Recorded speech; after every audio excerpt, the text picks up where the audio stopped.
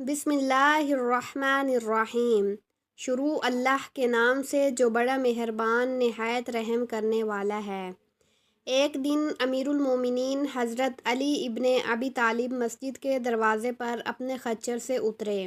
آپ نے اپنے خچر حفاظت کے خیال سے ایک شخص کے حوالے کیا اور مسجد میں تشریف لے گئے۔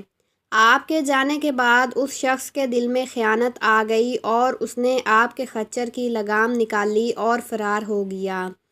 حضرت علی نماز سے فارغ ہو کر جب مسجد سے باہر تشریف لائے تو آپ کے ہاتھ میں 2 درہم تھے۔ یہ 2 درہم آپ خچر کی نگہبانی کرنے والے شخص کو بطور معاوضہ دینا چاہتے تھے، لیکن آپ نے دیکھا کہ خچر بغیر لگام کے خالی کھڑا ہے۔ بہرحال آپ بغیر لگام کے خچر پر سوار ہو کر گھر پہنچے اور اپنے غلام کو 2 درہم دیے کہ وہ بازار سے دوسری لگام خرید لائے۔ غلام بازار گیا، اس نے وہی لگام ایک شخص کے ہاتھ میں دیکھی۔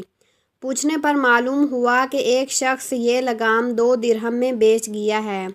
واپس آ کر غلام نے یہ بات حضرت علی کے گوشِ گزار کی تو آپ نے فرمایا، بندہ بعض اوقات خود صبر نہ کرنے اور عجلت سے کام لینے کی وجہ سے رزق حلال کو اپنے اوپر حرام کر لیتا ہے، حالانکہ جو کچھ رب العزت نے اس کی قسمت میں لکھا ہوتا ہے اس سے زیادہ اسے نہیں ملتا۔